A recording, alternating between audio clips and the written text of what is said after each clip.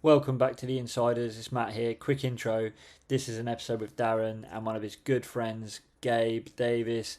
This is a super insightful episode, mainly about wetsuits and the planet. I hope you enjoy. This is a sick one, and apologies to Gabe and Darren for taking so long to edit it. Enjoy, everyone. Follow us on Instagram. Love you all.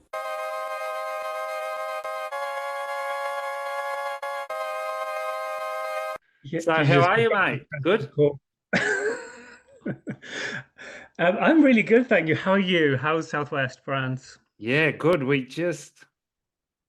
Since we spoke last, we just had another like 5-day run of really good surf.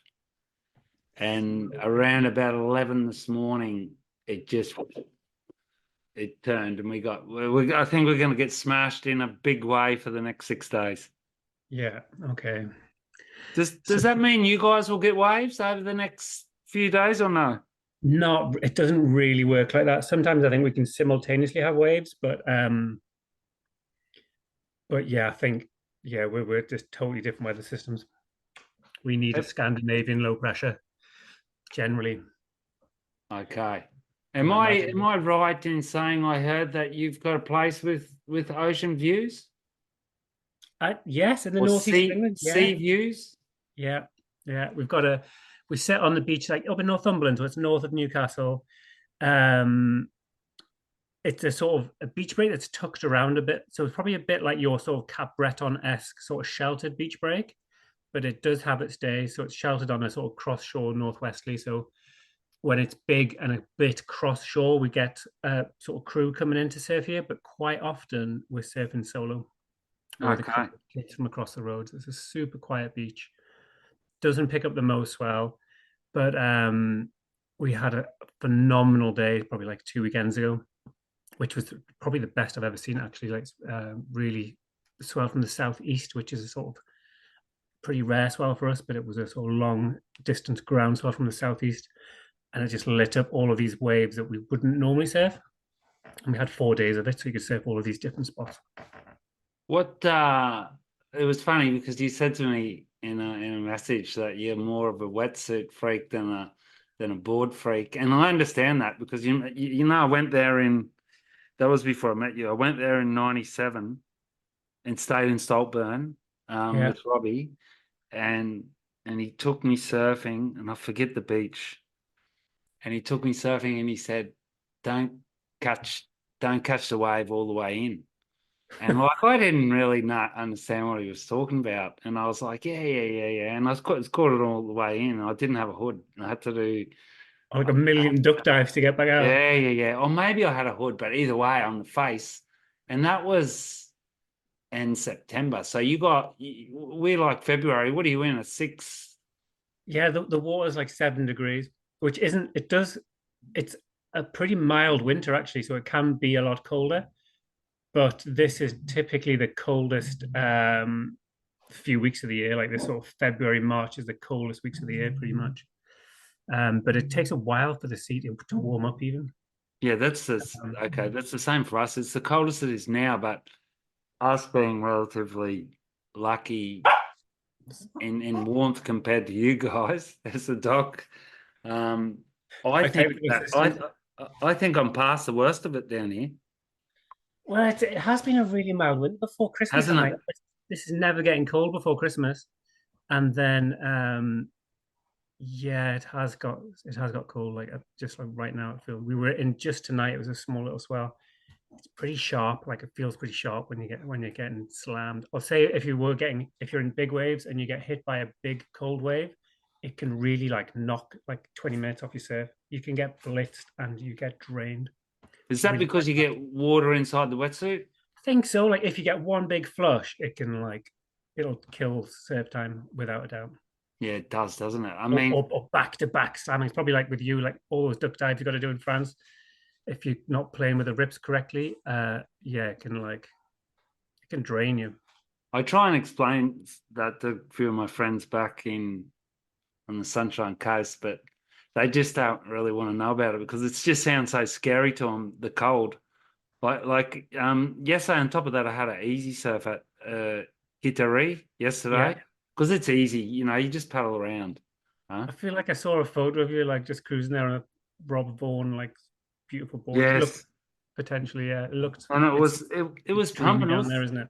It was like 8 foot sets, and I ended up surfing 3 hours because it was just like no wind, huh? Yeah. But still, because it's cold, and there was one set out the back that I had to do a deep dive on, and like I was spent today. I've just got back from like cold water baths because my wife works at the south at Cabra. Yes.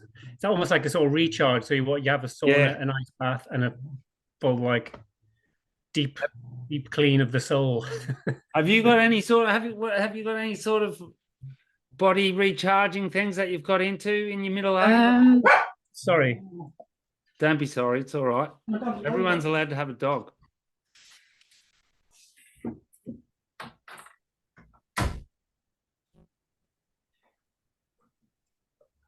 Back. Nothing too crazy. Like I try and surf as much as possible because the surf here is quite intermittent, so it's either all or nothing. So if there's even tonight was probably like knee to waist high, so pretty weak and weedy. But I'm like, you've just got to get in because when there's a good day, sure enough, you like forget what an 8 foot wave looks like, and you're like in shock again. You're like, oh my god, there's waves again.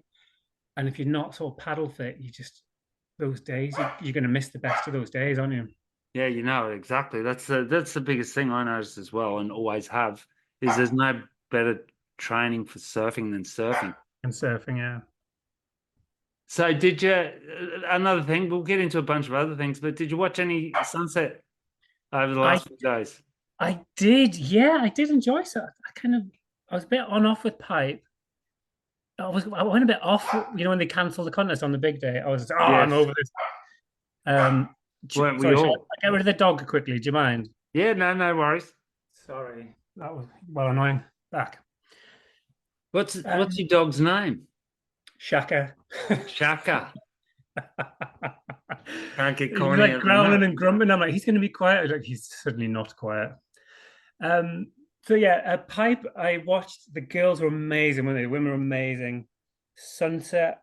I when I once upon a time was a pro surfer, I probably preferred sunset to pipe just because of the larger size playing field, and you could go out sunset and get a bomb set wave, whereas at pipe, I never felt you were going to get the bomb wave unless it was a really sort of a stroke of luck or the game I used to play at pipe was you'd surf it on the not classic days. So if there's a bit of wind on the swell or a bit of north on the swell, you might go out and you might get a set bomb. But on the day of days, you're just never in the running for those waves. I didn't even surf it. Oh, I mean, it's so intense and hectic. Like I did get one like a dream wave out there on a second reef day, but like it was literally one wave in the window. But sunset, you can sort of play the field a bit more and sort of undercut people by like sitting deep on the West Peak, risk getting flogged, but you might score. And generally, my hit rate was better at sunset than it was at pipe. So I did kind of enjoy watching. Watching both the guys and the girls were amazing, weren't they? They put on a real good show, yeah. And what do you think? Kind of marginal, yeah.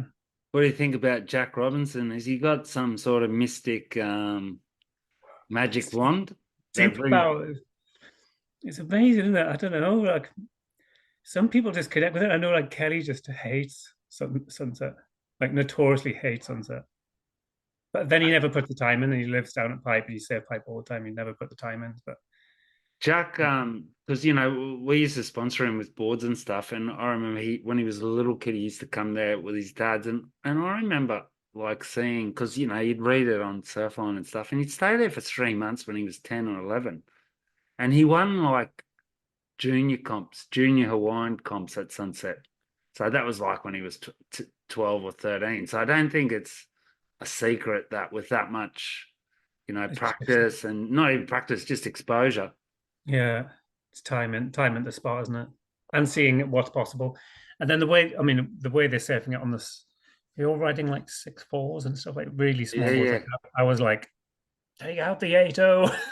Yeah, it was 12 foot and they're on 6/8. But you do notice that they're right on the end part of the wave. Yeah. Another friend of mine has been to Hawaii a bunch of times, and I haven't. But when I went there, I only surfed sunset, so I kind of seen. And he's like, I just can't understand why they're not out the back. But I think it's just that 30 minutes, and because they're on those boards, there's only that one section that they're worried about, isn't there? Like the ultra critical inside bowl sort of Yeah. scenario. They've got to get their 2 turns up and somehow get the score from that. Because if you set out the back like when we go for a free surf, you can go for 3 hours, can't you? Yeah, and you're just sitting. I want the west peak, and I'm going to sit there with the north ones that like roll into the west ones. I mean, I love that wave. I really do love it. And when was the last time you went there then? I haven't been there for a few years now, so I kind of watch it. I kind of like watch everyone over there. I'm like, oh my god, I feel a bit like homesick because I did really connect with the place and some of the people. Like we always got boards from Jeff Bushman. Got some really really good friends over there. So for a while we were putting in lots of seasons. I'd almost like, I mean, that was the thing. You'd have the summer in Europe and the winter in Hawaii. I'd always focus on the bigger waves. I know some of the European surfers would go out to like the Gold Coast and stuff, which is fantastic for fine tuning small wave boards and surfing. But I was more about like get me into the power and quality waves. Yeah, it's like less waves but bigger. Yeah. Where did you stay when you were going there? We've got a really good friend, Rex, who's a school teacher in Sunset Beach Elementary, and she's got a house between like Rockies and Camis, right off the beach there. And then we spent a bit of time up at Valseyland, where our friend Pat's got a place up there. A bit of backyards. Love backyards on the West Wall's amazing. Oh yeah, just various little sort of connections we've had. Yeah. So backyards, were you going right, or there's a left on the end too, isn't there? So on the days that say a west swell at backyards is fantastic. So it would be the day that pipe or rocky lefts is breaking. Backyards lefts would be really good. So if rocky lefts was really busy and a bit too big, or it was like pipe was starting to fire, but like I know in the sort of 6 to 10 foot range, backyards lefts was an uncrowded, high quality wave if the winds were favorable. And again, you could go out there, especially if it was a little bit on the bigger side for the break. You could go out there and roll the dice and get some really good ones as well. Like it was like again surfing like a really good west swell, that you're not surfing pipe. You're surfing like a left that, but a high quality left without the crowd, or crowds like gets flushed away, sort of. I was watching it one day because I did a full walk from Valseyland back towards it because I parked in between, and there was only like 6 guys out, and it was kind of pretty good. Yeah, it's shifty. Those shifty waves is where, as a tourist going in for like a couple months, you might get lucky. The flagship waves are always going to be a bit of a. So how did you manage then? Back then, let's say back then when you were doing that a fair bit, and from there, would you go back to England? Yeah, back to France. So you just go from like warm as water to death. You come out with a board bag for like 7 O's and 7 6s and 8 O's. It's like, when are you going to save these boards? But it just gives you that recharge of energy, doesn't it? Mm. But that was often when we would go. You'd have your head in the game of surfing like constant 6 foot, 4, constant. You're in the water and constant big waves, and then you come back, and that's when you'd look at places like Northwest Ireland or Scotland or the reefs here when they're good, and you'd almost use that sort of what you'd seen guys do at pipe, which is just unbelievably mind-blowing. You'd try and translate it to waves that you've seen in Europe, and sort of take their inspiration onto the waves that at the time, going back 10 15 years, there's level of surfing on those reefs wasn't great, whereas now I think the guys are paddling a lot more, and now there's people spending winters down in Nazare, and the American crew are coming to Nazare. Like, if you want consistent big waves, you could argue Nazare could be as good as going to Hawaii, but going back, That's actually what I wanted to ask you, because you see lately how much exposure we see about Ireland. Yeah. I know it's not that incredibly consistent weather-wise, but we spoke to Noah Lane a few weeks Oh, ago, cool. Yeah. and you were like one of the kind of, not saying that you did anything that the Irish didn't, but you were kind of one of the more high-profile pioneers back then when you were Yeah. going there. Yeah, like we again it's like a stepping stone. So you've sort of done the Hawaii thing, and we've had really good friends up in specifically in Bundoran, guys like Richie Fitzgerald, who's got the surf shop there. Um, amongst a lot of the other great surfers that come from Ireland. And like you say, like we were definitely not the first people to surf a lot of those waves, but we were probably inspired. I don't remember the film Litmus with Joel Fitzgerald. He surfed a phenomenal left in Litmus, just shot by a guy called John Frank. And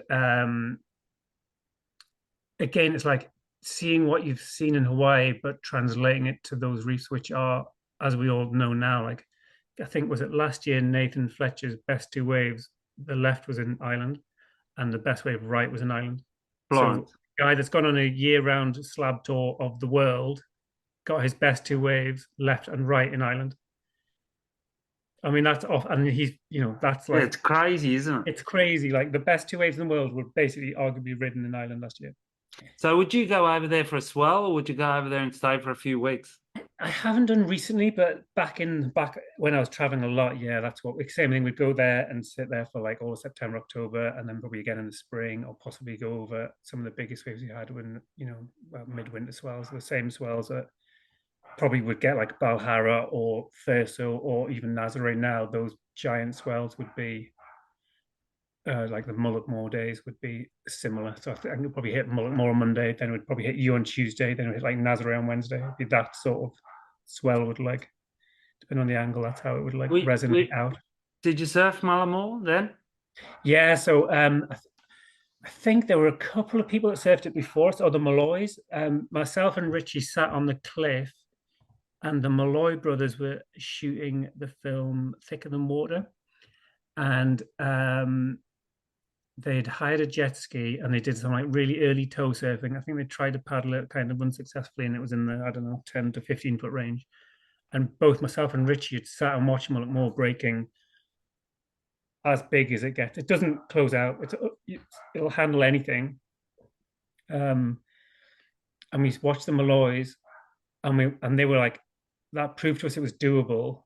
And then we went back with a mission of like, we're going to get to a award, we're going to commit, and then we're going to just put in time to like really challenge that, take on that wave. And alongside that, there was like the early Cotty days and Al Meany and Duncan Scott and I'm not probably remembering all the people, but like a handful of Irish crew. Was that before Fergal and Tom Lowe? Yeah, probably, yeah, a couple like seasons before. And Fergal was a little Grom. Yeah, he was a Grom. And he's based more down in Clare. So I was probably like a couple of years ahead of him. And again, they were sort of starting to do their thing down there, but we were probably a couple of years just before.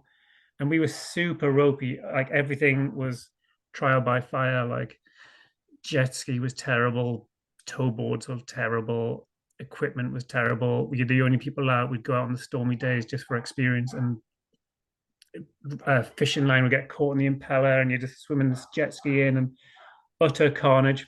But we never happened to get rescued by the lifeboat, but it was close a few times. And we lost boards at sea. Like we made all of the rookie errors because there was no one else doing it, and there was no safety backup. Even apart from like the heavy stuff, they're also just got mind-bendingly perfect reefs, haven't they? Because Richie came into the to Euroglass one day, and I hadn't met him before, and then like I kind of he told me he was there, and then when he said his name, it rang a bell and everything. And I can chat, and I got to talking to him, and he was going like, I don't need to go anywhere else in the world, because he's just saying so many good spots. Like 3 to 6 foot, there'd be 10 phenomenal world-class waves all within this little zone where he lives. And that's not it. There's other waves down south and way up north, but where he lives, there's like, it favors the goofy footers, but there's a bit for it. There's something for everyone. There's like chill beaches. There's hollow reefs. There's crazy, like the waves that Noah's been surfing lately are just off the hook. And also he's got that like that top level It's um, crazy how good he looks on those, isn't it? like Australian like pro surfer level. Like the Brits and the Europeans can take it to a certain degree, but when someone outside comes in and really focus on it, and he's got a like stylish flow about him. I love watching his stuff, and again, some of the boards they're riding a bit more finely tuned. I think some of his best waves I've seen surfed of him at Pampa. So Pampa's the one that's quite close Yeah, in. yeah. The fast hollow one, you wouldn't. It's not really jet ski stuff. It's a hollow, really Like, fast takeoff that it runs. reminded me of Bingen, nearly. Yeah, probably like a supersized Bingen, but he's on like I think it's a 6'2" twin pin, 6'2", 6'3". So they're not really riding big boards. I think we'd go out on like 7.0s and we'd like size up just for the paddling. But now they're just the volume squashed down and they're getting like knifing in the rail and they're standing in like double over barrels. Well, they, like you, have got that. They've had the advantage of, like you were saying when you went to Hawaii and going back there, they've had the advantage of seeing everyone else do it. And on top Yeah, of that, and then once internet. you see it, you can believe it and you can do it. But until you see it, it's like, and if you're the first person out there, you're never gonna like comprehend what the potential possibilities are. But when you've seen the crew on fire like you would at Gravier or I was some of the big days at Estanio and out from there, like you see the crew where you're based, like when those guys are on fire on those big day of days, like the way they approach the waves are phenomenal. It's really, really good to watch. Well, the 6'2" back then as well was 18 and a quarter, 2 and a quarter. That's And very like true. probably only had like 28 liters or something like that. Where these days, some of these guys they're on 6'2s, and they got it might be 6'2", but they might have 35 liters, Yeah, and all that full hard edge and the pulled in tail and yeah, that's what I've loved about listening to your back catalogue of podcast is the geekery of the boards conversations. I love it. oh man, like it was hectic because like I was, obviously I was just in there as a Christian, and that's when Belly was traveling a lot, and we just used to say, well, what about doing this? And what about doing that? And like, because he was all, it gave him something else to do apart from like the standard, like 6'1" or 5'11", 5'11", Yeah, 5'11". And I go, yeah, but man, there's heaps of like, intermediate people that can actually surf. And it's true, you see it now, there's intermediate and also not necessarily intermediate, let's say advanced, which is not like Spono or pro. And if you're an advanced surfer with the right board, you can surf all those waves. yeah. It's really interesting and the way the shape is approached, like it's like the puzzle, isn't it, of the standard of the surfer matched with the waves, but the potential that you can like if the magic formula comes together, it can be a real like unlocking of enjoyment in the ocean, kind of like if the right board, the right time, the right But craft for the job is fantastic to see. it just keeps you excited too, I think. It's like, you're not having baked beans and toast for every dinner for the rest of your life, are you? Yeah. So and tell me what's your sort of surfing scenario at the minute? How much are you wintertime full surfing and then summertime you're more into like work zone, or are you working like Yeah, throughout the yeah, year? yeah. That's it. Like I'm like working with this surf camp group, and I've got a cafe right at Estanio there. So like just at the bottom of the hill. Huh? So between let's say mid-April, start of May until mid-October, end of October, I'm kind of pretty full on. It's like charging time. Then yeah, and then it's full off. It Hmm. kind of works, like as a surfer, it's quite, you know, magical because you got long days in summer, so Yeah, if you're working, you got time. In winter, the days are shorter, so if you were working, you miss all the good waves. yeah, yeah, But like us, like there, it's not. You understand? It's Europe. It's not pumping every day in winter. We got a lot of weather patterns happening, so that's why when like you were saying before, when it does come, you just have to go. yeah. Or you're like feeling bitter for a couple of days. You're like Yeah, ready. yeah. And you can now too, which is like you mentioned that we talk about that with wetsuits. Like when I first moved here, I didn't even like have a 4.3, right? Like I had a 3.2, and then it got to, I think it was mid-November, and I started melting. Even though this winter it wouldn't have happened because it was warmer later, but then Yeah. it was. This was 25 years ago. So I was wearing my spring suit under my 3.2 until Christmas. And like you think that's going to work, but it doesn't actually work because it doesn't fit properly. It's a disaster. I mean, yeah, wetsuits, like probably for you with boards, I'm like the fully geek out on wetsuits without a doubt. Like How many wetsuits have you got then in your garage? I'd, multiple, but I'd have like two winter suits on the go at any one time without a doubt. Almost have like almost like two sets, like one dry, one I wet. got, Like, I think I got 4 because it's warmer here than there. So I have 2 without a hood when yeah. I just slip on, and then 2 with the integrated hood. Oh, we're just like lock in the hoods. So you're on, what are you on, like 654? It's like a 5.5, 5.5, 4.5. Yeah, it's Okay. not actually. I yeah, I don't actually wear a super thick suit. Well, 5.5, 4.5 does with a lining. It does feel like a thick suit, but we like Patagonia has a thicker suit. But I don't actually wear it. I'd almost prefer a thinner as possible hooded suit. But then I'm not surfing like for Long. hours long. Okay. It's like short, fast. Um, so even I was yeah, I've almost got like a 4.5 mil suit with a hood, 4.5, 3.5, which is pretty much. I don't. Well, I think either like you say, the suits are better or the temperature's not as harsh. But you're 'Cause that's, warm.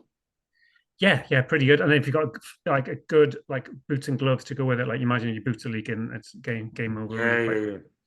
But like a good 4.5 mil suit hooded with good boots and gloves, that would see me through like most of it, unless if you know it's gonna be like a bomb session where you're sitting in the water for a long time or a long Yep. period as well, I'd maybe like go that thicker suit. And what, Patagonia do booties as well? Yeah, they do everything head to toes, all like Ulex rubber, so it's the natural rubber. Not we stepped out of neoprene. Well, since 2016, we haven't had any neoprene in the line. None. And like no neoprene. And then we are now 10 years into natural rubber. So we are fully committed and we have been pushing, pulling, encouraging, helping hand, kicking up. Well, kicking. it does seem to be like taking, what's the word, taking heat or whatever. Because like I saw Quiksilver's got one, or no, Billabong does. Billabong's got currently, I think Billabong's got a 4.3 and a 3.2 in the men's suits. Need And Essentials then they do as well. Need Essentials have got some in the line. Surface have Finisterre all in on Ulex. Oxbow, I think, are all in on Ulex. There's a good few. It's quite a lot of the smaller niche brands that might be a bit more like fluid and more flexible.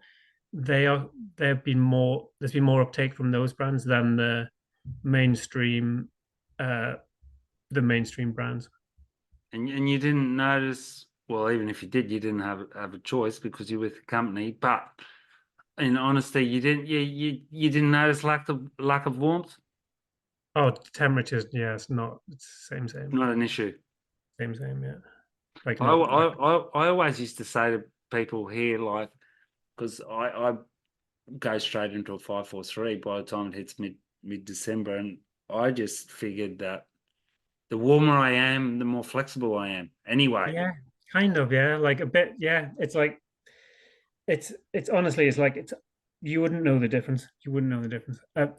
You there's it's what really boils down blood with the surf industry is the amount of spin around limestone being like eco and sustainable. That to me is the biggest myth and the biggest pile of utter like greenwash spin on the planet of the surf planet. And it's so ingrained in the surf culture that limestone is geoprene or friendly prene, but whichever way you want to cut it, the limestone neoprene is not good for the planet, and it's not good for like the production process is really bad for humans, specifically around a place called Cancer Valley in Louisiana. Mm. So all the limestone suits basically the core ingredient is chloroprene, and the chloroprene produces a company called Denka, the biggest one in America.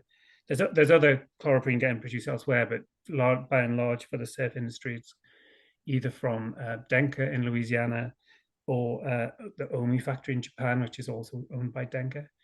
And then around the factory in Louisiana is the biggest cancer cluster in America. Mm. And it's a largely black community. No secret. And it's on CNN, it's on The Guardian. It's like, it's wide open. The whole of the world, if you care about environmental racism or you're tuned into where your rubber comes from, like everyone knows about it. But the surf industry have got to wake up to this fact that neoprene is not good. And the way it's spun, that limestone is a sort of better version. So it's either petrochemical based or limestone based. That's the options for your normal neoprene. So limestone, they would say, is the lesser of evils. Lesser of two make evils. it any good though, does it? But yeah, but then also like oil is a natural product as well. So limestone, you have to quarry stones out of the ground. So you've got to dig them out. Then you've got to melt the stone, the actual stones you've got in your trucks that you've mined. You've then got to melt them at I think it's like 2,000-3,000 degrees, so the stones become liquid, and then that liquid then becomes part of the rubber in your suit, the biggest ingredient of your wetsuit. Massive. So if you're going on like carbon footprint of a product, probably an oil-based wetsuit would have a lower carbon footprint than a limestone-based wetsuit. Okay. We're all led to believe because it's limestone, it's natural. But yeah, well, so is oil. Oil's natural, but it just doesn't sound as nice. Or alternatively, you can go to a rubber tree and the tree grows for 35 years and you tap the tree. So you cut the sap and the sap comes out, and the sap is like a sort of resiny substance that then becomes the base for your wetsuits. And the tree grows and you cut the tree down when it's had its time and you plant a new tree. And so can you resap those trees every year? Yeah, they're like every night, pretty much. Really? They go around in the morning, like early in the mornings in the cold. It's places like Vietnam and Thailand, Guatemala. So they go early in the mornings and they sort of slice around the tree, and there's sort of white rubber sap comes into a little pot, and you get like a liter a day, and then that goes off to get processed, and then that becomes your natural rubber.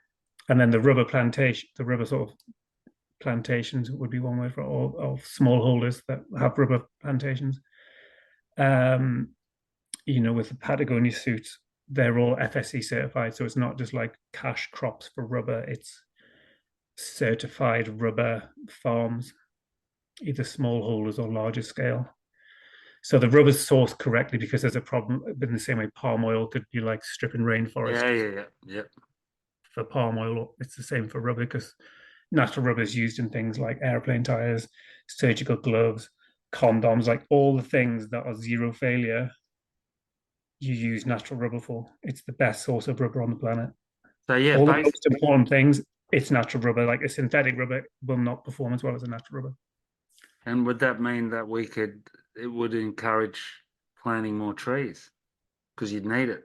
Yeah, I mean, there's enough supply out there for the wetsuit industry. Okay. Thinking of wetsuits versus but on top of wetsuits, if you can use it in tires and everything else, it's There's like, I think there's Bridgestone, I think, have got like natural rubber tires coming out, and there's like the car industry is like the wetsuit is small fry compared to the rest of the rubber industry. So were you guys involved in that video that came out? You must know what I mean because I've forgotten the name of it. It's about the wetsuit industry. The Big C. Yes. So we are not involved. They interviewed our wetsuit designer in the States hub, and we connected them with the Ulex guys. But no, we're not involved. I do know the filmmaker really well, but yeah, it's not a Patagonia production in any way. It's totally independent. Okay. It'll be coming out this year. So I think they released a sort of teaser last year, and they did a couple of test screenings. I'm scared to watch it. It will blow your mind. I mean, I've not seen the latest version. Like I saw like this sort of pre-screener version, and then from that they had Q&As afterwards, so they made like adjustments to the film, and they've gone back to Louisiana to talk to people, and they've got more interviews. You know, if they were missing bits of the story, they've gone back to like research a bit more of the story. So it's due out this year at some point. So they're pretty much, it's gonna be a wild watch. Honestly, it's like what the reaction from the crowd was just like just in the back of your seat. It's not enjoyable. It's like a sort of shock and horror when you realize that all of the suits that we have worn, half the suits in your garage, will have a either direct or indirect connection to this story is really eye-watering. When you know that the industry has an alternative which could cut it all out, you're like, and it's, you know, I think Patagonia went on its like natural rubber journey largely because of the overall footprint of the wetsuit, the environment, the sort of CO2 footprint of the wetsuit. We can reduce the CO2 emissions from the wetsuit by 80% by natural rubber. Bang, we're going to do it. No brainer. Let's work. Let's improve it as we go. And we're off on that journey 10 years ago to now. It's 10 years we've been doing that with the ULEX partners. But this film talks about the human aspect of it more than the CO2 aspect of it. Mm.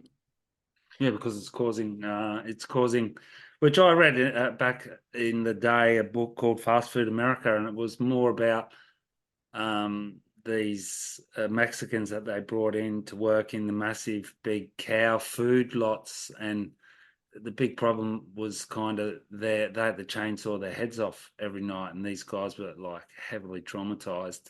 It wasn't necessarily just about the methane gases and everything like that. So, hey, so how many years have you been with Patagonia now? Like 10 years? 10 years, 10-year anniversary. Yes, yeah. Before that, it was, I mean, a lot of time with Quiksilver crew, amongst like other sponsors that I obviously had. I was the one that had as many stickers on the board as possible. I saw, who did I see? Who was it? Italo last night, man. There was like 50 stickers. Each one's a paycheck. Yeah. I was thinking that. That's why I tell any Grom, I'm like, don't put a sticker on the board unless you're getting paid. There you go. Uh-huh. Well, that's what helped lead to you to be able to still be in the surf industry, myself as well. Even though I haven't had any stickers, but don't do stuff for people for free. You probably had more boards than all of us put together. I just used to say to all the sales reps when I was at Quiksilver, I used to say, they'd ring you and they'd go, yeah, oh yeah, can you do this when you're basically doing their job? And I'd say, yeah, I'm size 32 pants. Deliver me the goodie bag. I'm a large. Have you read? Well, you would have read, but I want to. I keep meaning to get it. Is it Let My People Surf? That's a really good book. Let My People Go Surfing. It's a really, really good book. For anyone that's, for anyone in the surf industry should read it 100% because it's really like inspirational. It's about sort of doing business alternatively. It's like you can do good for the planet and good for people and still make profit. He had this quote. What was it I read? Where he said, because I didn't read the book, but I've read parts about it, and he was like, every time the accountants told me that I shouldn't do that, I just kept doing it. And then a couple of years later, it actually would grow because people aren't immune to integrity, are they? He had a couple of really challenging moments. So the business has been going for 50 years. It's a family-run business. So they could invest in things like we're talking about wetsuits. They could invest in this wetsuit program and put time in to do the right things. Like we know we're going in the right direction. It may need more time. It may need 200 material tests to get a suit that we can start this program on, but we'll invest in it. It could help them. The PSI vest, so the inflation vest, where you pull the cord and it inflates and takes you to the surface. was driven by the ambassadors like Cole Christensen in Hawaii. So they're investing this R&D, this super like intricate life-saving inflation vests, and they can invest in all of that research and development and prototypes and prototypes and prototypes. And at the end of the day, they don't even really sell them. To sell them, you've got to go on the BRAG course, the Big Wave Risk Assessment course, and then it's like, it's quite a hard hill to get one of those suits. We don't even sell them in Europe. So it's never about making money. It's about making the best product possible. And that goes with anything, whether it's a t-shirt or a Gore-Tex jacket for the mountains or a wetsuit or a wet dry bag or whatever. It's like the best product possible that we'll look after, we'll repair for free. We want it in use longer. You can put patches on your jacket.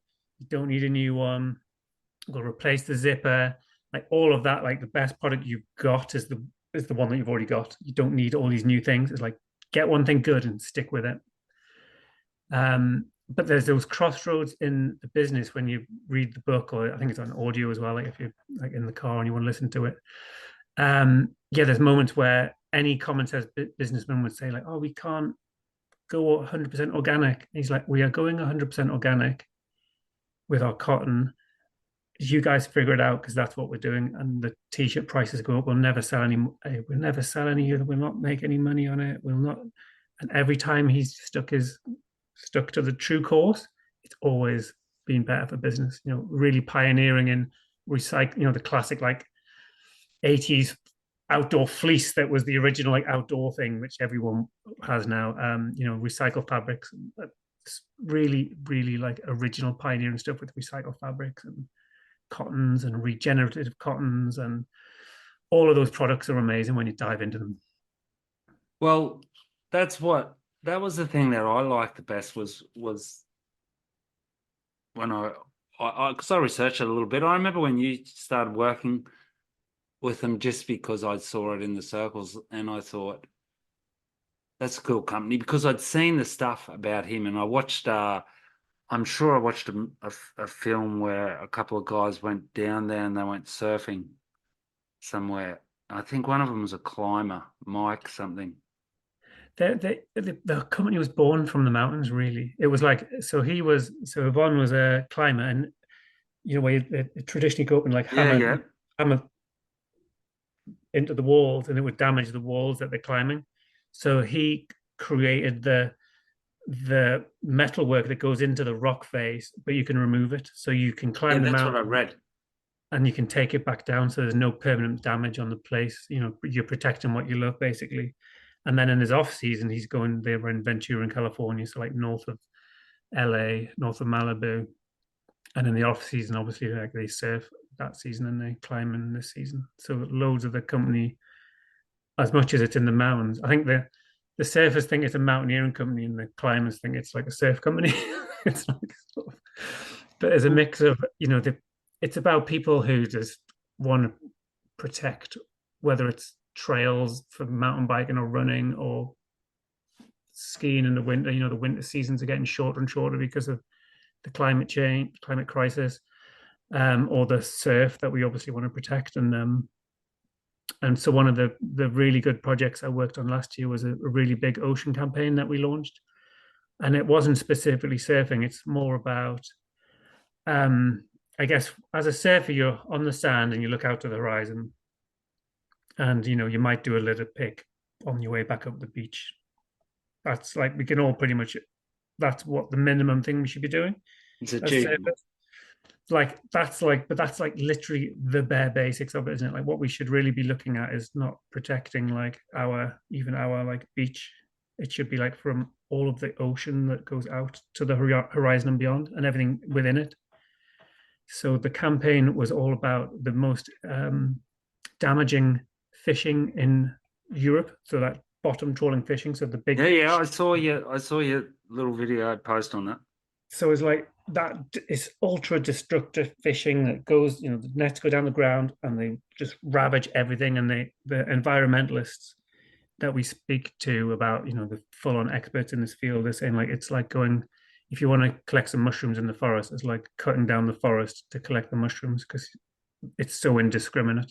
So it'll just ravage the whole sea bottom, kill everything in its path, and we will like pick out the whatever fish you're targeting, the cod for the fish and chips or the something. So the whole campaign was driven by NGOs, and they said the one thing that Patagonia could benefit them as being their loudspeaker to just say, leave biodiversity in the ocean. The best thing we can do is just don't touch it. Just leave it there. Leave the fish in the sea. If everything comes out of the sea, it's game over for us all. So it was specifically the inshore zone from like 3 miles out, or the marine protected areas, which are basically not protected. So we all talk about, oh, marine protected areas are great, but basically they're just getting hammered by these like fast industrial fishing fleets. I eat less fish than I eat meat, and I don't eat a lot of meat either. Like my wife and even my oldest son, my oldest son went vegetarian at 16 for animal protection, not necessarily just for environment. And because I can get such good food now without it, I was all right. But I always thought, being a surfer, I always thought, well, aren't the fish supposed to be kind of my mates more than like what a cow's supposed to be? Yeah, like we've got a connection to the fish. I've seen them once. It's and we're not like when Patagonia's not all full of like vegan beekeepers that just eat celery, like without they're hunting, they're fly fishing, they do a lot of other stuff, but it's almost like just be selective about what it is and how it's caught. So like the most basic thing is salmon. So salmon in the supermarkets is really quite cheap. It looks great. It's easy to cook. Kids love it. Blah blah blah. If salmon has come from a fish farm, it's utterly so rank. I would not feed it to my dog. It's so the production of salmon in the sea, it decimates the wild salmon populations. I would not feed it to my dog, like honestly. And it's so available, and basically it's available because they're cutting corners in the production. If stuff's cheap like that, you gotta always be suspect anyway, don't you? So to feed the salmon, you need like multiple times. You want 1,000 kilograms of salmon. You need to fish. I don't know what the numbers are. You have like multiple times of that, of all of the trawling vessels. So they basically catch all of the shitty fish, mash it all up, quite often in places like East Africa or wherever. They mash up all that fish and they send it off to Iceland, Norway, Scotland, and feed it into the salmon pens. And the salmon are all swimming around, all getting disease and lice. Yeah, and losing their skin. And fed more antibiotics. And then they do a color chart for the food that goes into the salmon pens. There's a color chart. So you're like, what color do you want your salmon? And then they adjust the feed accordingly. So you get this like beautiful pink salmon in the supermarket. And when you talk to the experts on this, you're like, oh my God. But it's sort of, it leaches out into the wild environment, whereas I guess cattle and fish and chickens are all sort of contained within farming, whatever type of farming. But basically then the wild salmon are getting like diluted by this like horrific like man-made salmon. It's utterly rank. So Patagonia, click on Patagonia Oceans, and there's all of these petitions you can sign, there's films to watch, there's NGOs to support. So we're doing this whole other sphere of work around this sort of side of ocean protection, which is way more than just like surfing. We'll put that in our blurb when we put it for the podcast. I'm actually, rightly or wrongly, I had an argument with Robbie and his woman. I don't know if it was last year or the year before, and I still don't know the specifics of it myself, but I'm actually for like synthetic meat and stuff like that, because if we can create something under like standard, like hygienic, that tastes the same, and then like, for example, then you don't need the cow, so you don't have to kill the cow, you don't have to breed the cow to kill it, and you've actually got the same taste. I don't care one bit. I'd rather have natural vegetables and everything like that, and then just have those synthetic things for the taste, because it's like, I don't know, it's like you probably don't need, we don't need that much fish or meat in our diet, do we really? Like, I'm not saying that I'm No, not no. like vegan or vegetarian. I'd probably like you said, I'd like lean towards that side of the food spectrum. But I would still have some meat and I would still have some fish. But stuff like, yeah, like, but It's the generally just, percentages that you've got to have. yeah, Which there and was just, a super book called what was it called, the China Study, and they said like basically the whole Asian population up until recently, meat was just for flavor, and it was everything else for sustenance because they didn't have the money and they had too yeah, many people. So meat was for flavor, so you have a little bit of flavor, and then you could, like you can make your chicken chow mein and everything with a little bit of chicken as opposed to like, like 90% chicken and a little bit of rice on the side, like a well, roast where was chicken. it? In Tasmania, where Bradley was telling me you can go to some places and A you have cow. half a chook and a lobster, and then or you can have a full chook and a lobster, but like for lunch. And I was like, well, I how do you do imagine anything? How do you do anything after that physically? I imagine there's lots of lobsters there. They're probably fine. Have you ever read a book called The Running Man?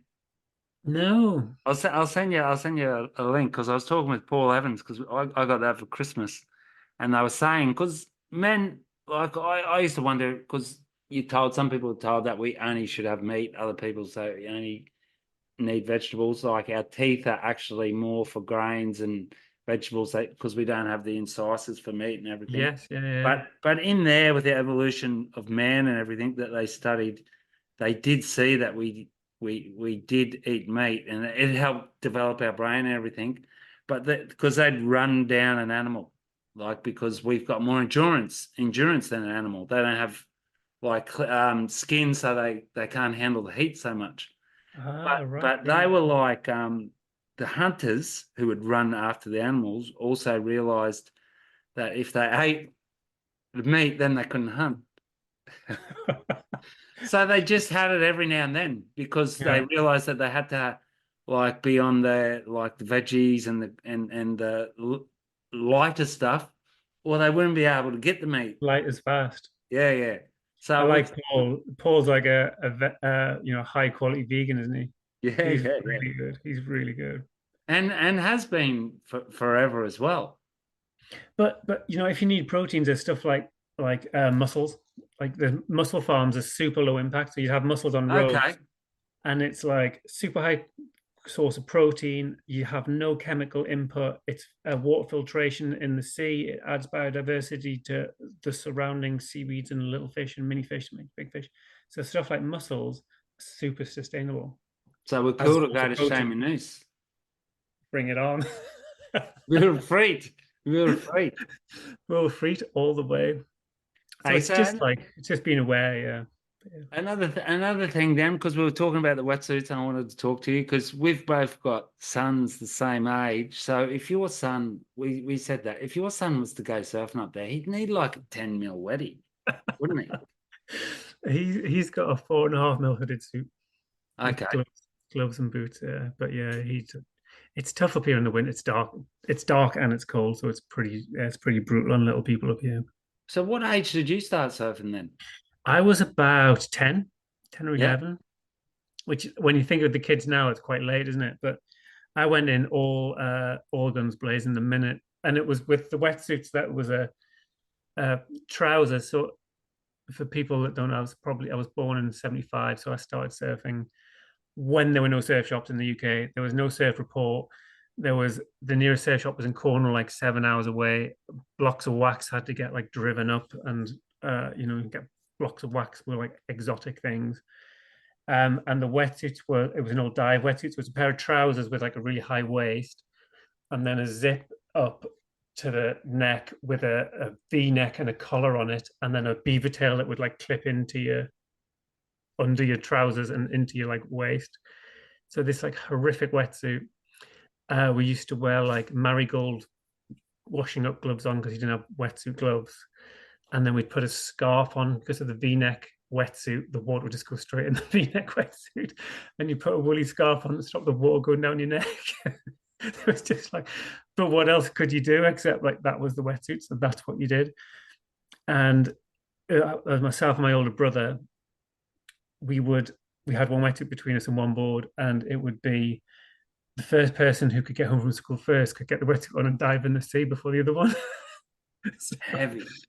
so I got really good at like sneaking out early, getting the first bus home, and I could get in the sea first, and then he's like left swearing on the beach. Um, so it was super DIY, all hand-me-down gear. My first surfboard was a twin fin with one fin. But the minute I was in the sea, I was like transformed for life. First wave of paddle for, I stood up, and looking back to shore, I was like, this is a game changer. Everything else was football or cricket or rugby, and I was like, team sports, yeah, great, whatever. Reason it's cool. I wasn't that bothered. We live in a real like football town, but going into the sea was like a full counterculture moment. It was so underground, and it felt like you're part of a sort of secret tribe. But you And can that, still see it with even with kids, because I'm not yet sure with my youngest son if he'll click, because I've noticed like we can't force it, and if they want it, they want it. Because he's like in a bit of a, it's not really called a surf club, but they call it a surf club, which just means they do one lesson a week on Saturday from like mid-April to mid-October. But like if it's an early one, because they do it because of the tides, if there's one at 8:30, like there's no way he won't go. So, and like there's no way I'm going to force him. But like if when I was his age, was like, because I was in Nippers first at 11, so similar age to you. oh Like yeah, yeah, they didn't need to get me up, because I'd go there, because I'd go to Nippers like to go surfing before the training was on. So the yeah. training would start on a Sunday morning at like probably 8 o'clock or something like that, or maybe 7:30. So I'd just go down there at 6:30. You know what I mean? So you'd end up spending like 10 hours on the beach. It's funny, isn't it? I wonder where you are though in the world. Like it's so the level is so high, and it's probably. I mean, I'm not going to say it's competitive in the water, isn't it? I'm not saying that every surf club has got this competitive vibe, but like there's some of the kids down there, they're as good as anywhere in Europe, and it's ultra competitive, isn't it? And it can be quite intimidating and hard to get waves, and the waves are not always forgiving, and it can be a really brutal place to surf, especially for a little person. So yeah, it's not, on one hand, you've got the warmest water in Europe and the most consistent waves, but on the other hand, it could be quite daunting if Oh, it's not dream days. and like if you go like to the basketball court, it's guaranteed you're going to shoot a basket. If you go to surf, you're not guaranteed you're going to get a wave. And now No, with the crowds and everything, I wonder. I mean, do you think that? Like, I sometimes. I mean, I guess it's not as crowded where you live, but if you want to catch a wave, you're going to have to be aggressive. Intermediate, beginner. I tell people that come to surf camp that as well. Like, I was like, you haven't picked an easy sport to love. It'll give you more than anything else, but you can't just sit. You can't sit like on the shoulder, or you're not going to catch any waves. And sometimes, like if you've got a sensitive child, it's not necessarily surf unless you can consistently go to places where there's no people. it's like a feeding frenzy, isn't it, down there in the summertime? Yeah. And I don't think just here. I'm sure it's the same in like Brazil, all the places where the Yeah, warm water is. Huh? yeah. There's like even the North Shore when I went there, and that was only a few years ago. So you were like there 20, 30 years before me, and everyone's just saying, "Oh, it's changed. Oh, it's changed." I remember seeing the little groms surfing Aukai Beach Park and then coming out of the water like in the boardies and just crossing over the road to school. It's pretty cool. It's a pretty good little setup they had there. Well, that's what it was like. That's what it was like at Maroochydore for my friends. They were Was it? like, one of my best friends lived across the road from the beach, and I remember seeing him just from surf running back, and then you'd see him take off in his school uniform on his bike. Ideal lifestyle. It's yeah, it's it's pretty tough for little people now. I don't know, like with my little boy, he'll surf. He's got a super nice style. Um, he's like a real sort of groove it in the water, but it's not his like you say, it's maybe not. It's one of the things he does. It's not the only thing he does. Whereas I think for me, it was like it was that I was all in. The all-encompassing thing. Yeah, everything else just got shelved pretty much. What about then? What about wave pools then? Where do you have you surfed one? I've surfed. Where have I surfed? I've surfed the Bristol one. I surfed one of the test ones in the Basque Country, like one of the early day tests in the Basque Country. Um, I am. What am I? I'm a bit Marmite. Is that equivalent to Vegemite? Yeah. Like love or hate. Um, I would way prefer to be in the sea on a 1 foot day than be chasing a wave pool. If I'm Mm. honest, like I, but then I've got my. I know the guy that built the Bristol pool, Nick, and he's phenomenal. He's like an incredible, inspirational guy, and what he's done is fantastic. And the positives you could say are the inclusive aspect, like you say, is like I can book in at 10 o'clock on a Monday morning, and off we go, and it can be surfing with whatever setting you want, and it might get people into the sport that may not otherwise be in there. But do you need to build a wave pool in the desert, really? Or should you just be like protecting the Mm. waves in the Maldives that need protection? Do we Like, need do we need to go to Mars, or should we keep that like clean? Even though I was anyone, talking, do you remember anyone in, Mickey Moore? He was like a Quiksilver rider, German guy, big tall guy. okay.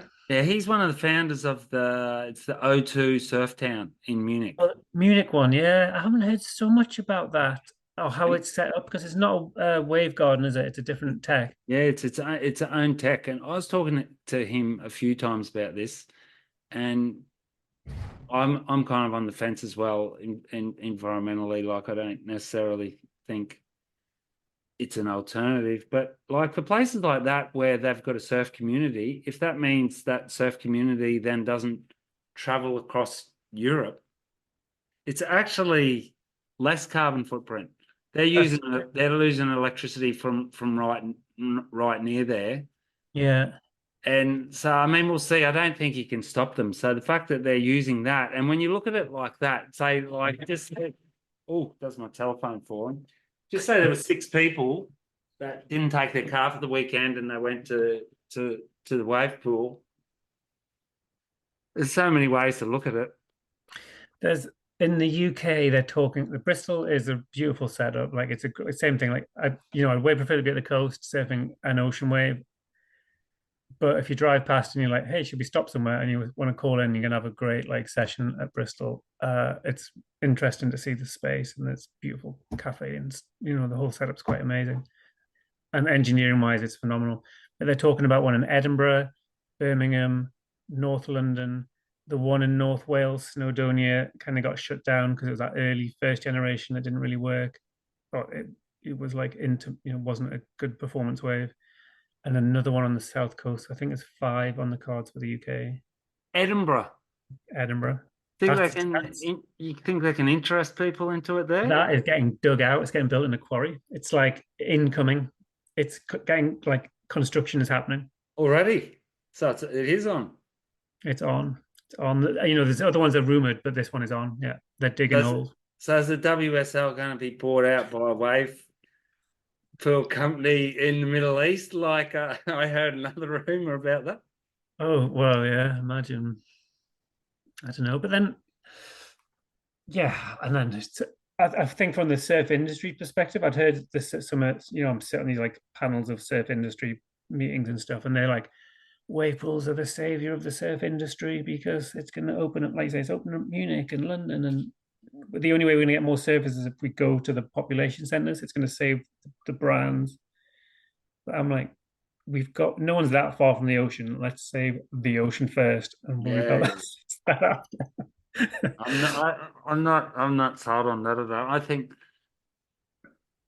that I don't think there was a big problem. I thought a lot of this bigger endemic surf brands saying, this. But I just think that there's a bigger cake. I don't even say that. It's true. There is. There's a lot more people making money off surfing or making a living off surfing today than what there was 20 years ago. True. And there's not just 3 companies that are reaping the profits from it. That's all. Yeah, yeah. There's like I like the energy of the smaller individual brands. I do like their energy, and I like the way they're looking for different things and they're talking to different people, and yeah, they're more creative. That is like at one stage, the bigger companies, and like me, when we were at Quiksilver, I went up to London to see Debenhams, and they were just like saying, give us 2,000 t-shirts of that color, give us 2,000 t-shirts of this color, and instead of Quickie at the time, it was too hard for them to say no to the money, to think, oh, well, in 10 years' time, they're going to just be asking for 2,000 t-shirts from someone else. Let's maybe not give them the 2,000 t-shirts. Keep it tight. Yeah, but we'll see.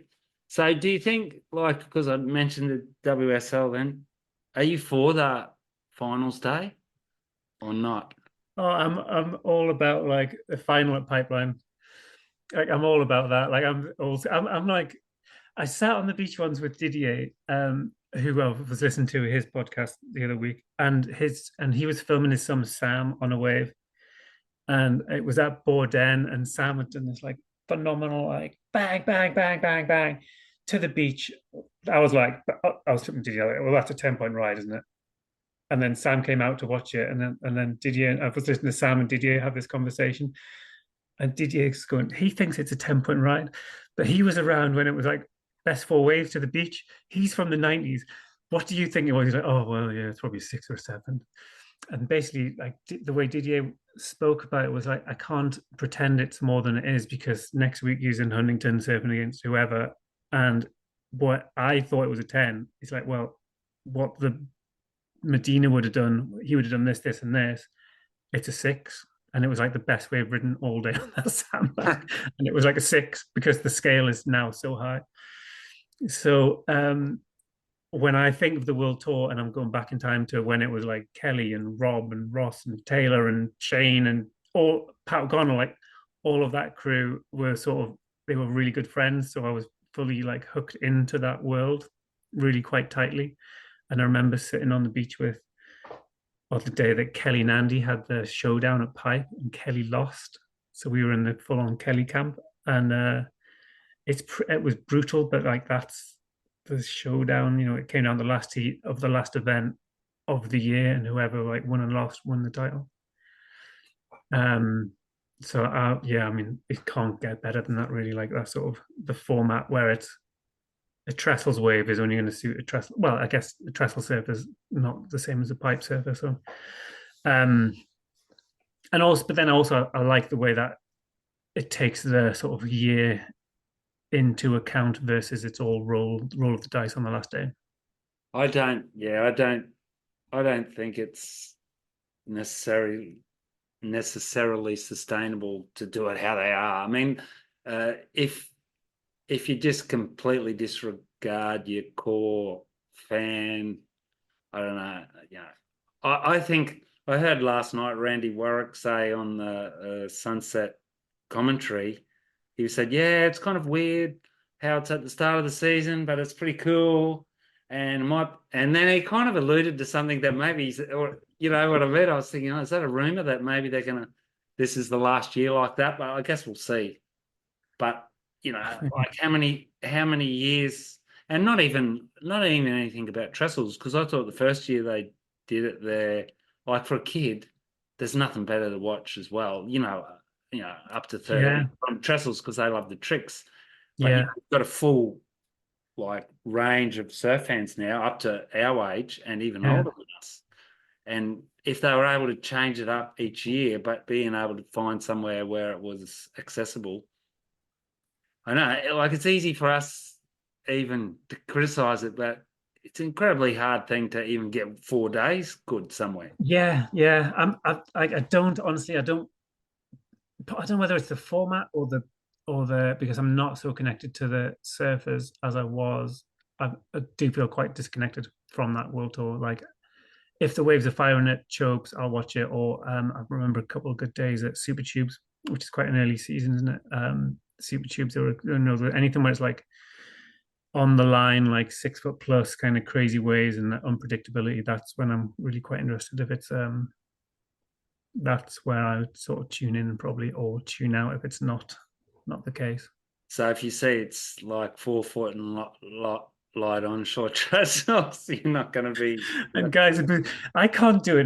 There's no point in watching this kid do some like crazy 720 something because I don't even know what it is. This episode probably, it might come out before the next comp. Do you reckon Kelly's going to go, old time friend of Kelly? Do you reckon Kelly's going to go to Portugal? Yeah, he loves it down there. Yeah, he's going to be there for sure. You think so? I imagine. Yeah, I imagine he would. Yeah, because even if you surf the event, and Kelly's a classic of like you just surf, he rarely free surfs unless it's firing somewhere. But down there's a chance that you could get amazing waves outside of the contest. That might keep him interested. I mean, he is super competitive. And you think he still loves traveling enough that he wants to go there? He's going to get looked after. He's going to get some good sardines and everything. He's like lived in his bag since he was a Grom, isn't he? He's been like the endless traveling nomad. And if he was anywhere else in the world looking at the weather chart going, oh my God, there's a swell coming for Europe, he knows the quality of the waves here. And I'm sure he's got like unfinished business in loads of the waves here. Some of those crazy slabs down there, or calling to France on the way through. If there's some like crazy swell, I'm sure he would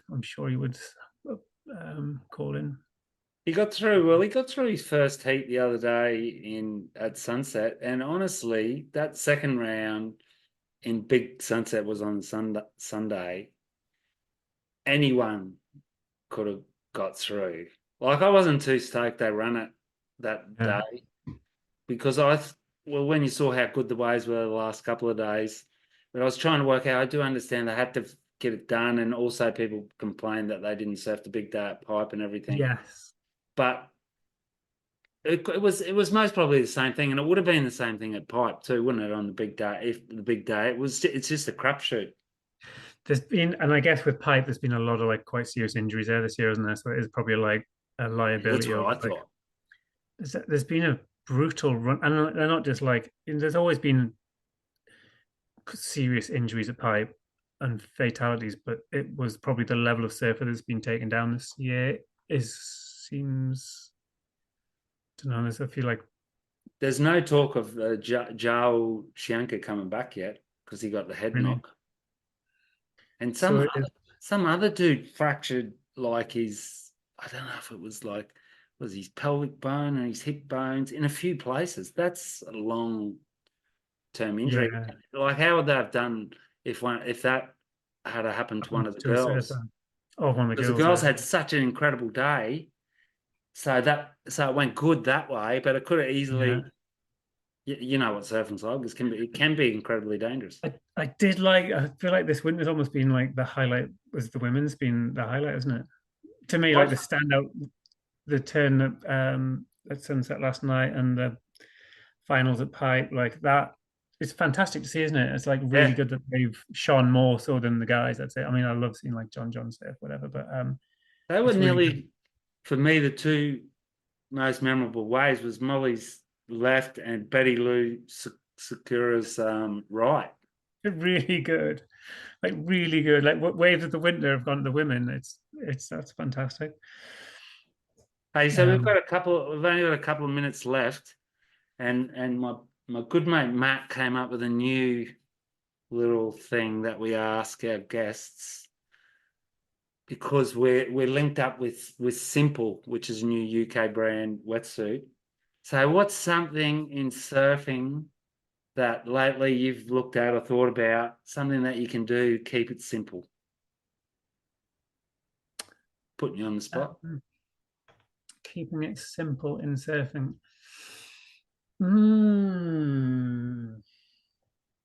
Would it be something like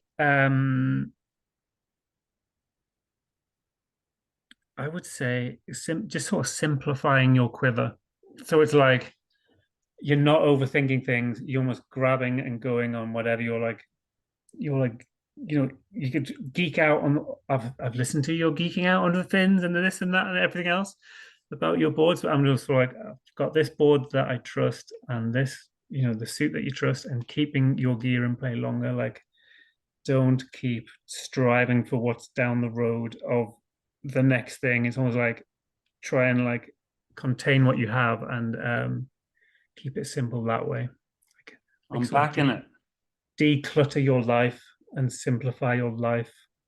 I sold one of my guns at the start of the winter, and I was like, oh, I'm not going to have this. And it actually forced me to ride this other one, which I really like, and I wouldn't have ridden it as much. The old school one that's been sat up in the rafters for so long. Yeah. Well, I wasn't that old, but it was. I probably wouldn't have used it so much. But thanks for listening to me, and thanks for coming, bro. Thank you so much. Sorry if the doggy was bro. We're Americans, mate. Mate, sorry if the doggy was noisy at the start. He's normally chill, but he was getting excited. But yeah, thank you for having me, and we'll catch up in real life. Yes, summer. If I see some sort of good swell lighting up, just let me know. You've always got a bed at my place, bro. Thank you. That's super cool. And likewise, if you want some cold water, give my best to your missus and your young future actor. Yes, he's at rehearsals now. Unreal.